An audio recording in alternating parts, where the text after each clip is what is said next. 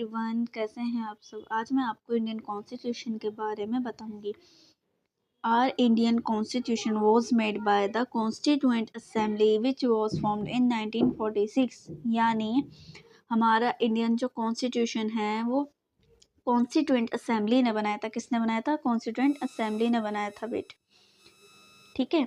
Which was formed in 1946, यानी जो किसमें बनी थी? 1946 में बनी थी, ठीक है। The person who played the most important role in writing it was Dr. Bhimrao Ambedkar, the chairman of the drafting committee। यानी इसको लिखने में जो सबसे बड़ा योगदान था वो किसका था? डॉक्टर भीमराव अंबेडकर का था। और जो कौन थे? ड्राफ्टिंग कमेटी के कौन थे? वो चेयरमैन थे।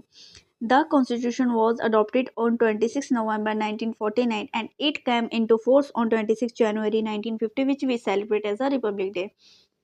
यानी हमारा जो कॉन्स्टिट्यूशन है वो क्या हुआ था? 26 नवंबर में 1949 को क्या हुआ था? वो अडॉप्ट हुआ था। और 26 जनवरी को क्या हुआ था? वो 1950 को लागू हुआ था, ठीक है। इसी दिन को हम किसके रूप में बनाते हैं और किस दिन के रूप में सेलिब्रेट करते हैं? रिपब्लिक डे के रूप में सेलिब्रेट करते हैं, ओके। अब बात करते हैं। Before that, India was under British rule for almost 200 years. After a long struggle for freedom led by great leaders like Mahatma Gandhi, Jawaharlal Nehru, Mahatma Gandhi हो गए, Jawaharlal Nehru, Subhash Chandra Bose, Maulana Abul Kalam Azad, Ashfaq Ullah Khan and Begum Hazrat Mahal, India finally got independence on 15 August 1947। यानी इससे पहले लगभग 200 साल तक जो हमारा भारत था वो किसके रूल में था? किसकी बंदिशों में था? वो किसकी बंदिशों में था? ब्रिटिश की बंदिशों में था, यानी ब्रिटिश रूल में था, ठीक है।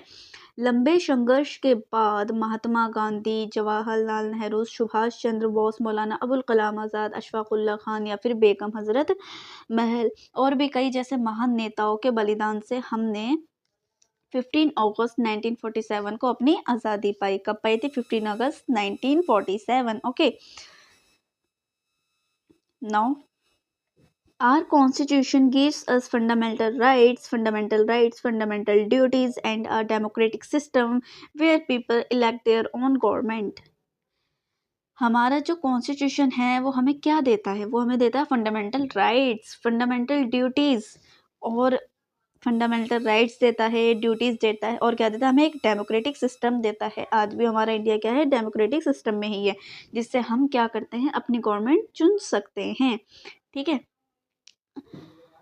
It is the longest written constitution in the world and is known as the supreme law of India. यानी ये दुनिया का सबसे लंबा लिखा हुआ क्या है? कॉन्स्टिट्यूशन है और इंडिया का सुप्रीम लॉ भी माना जाता है।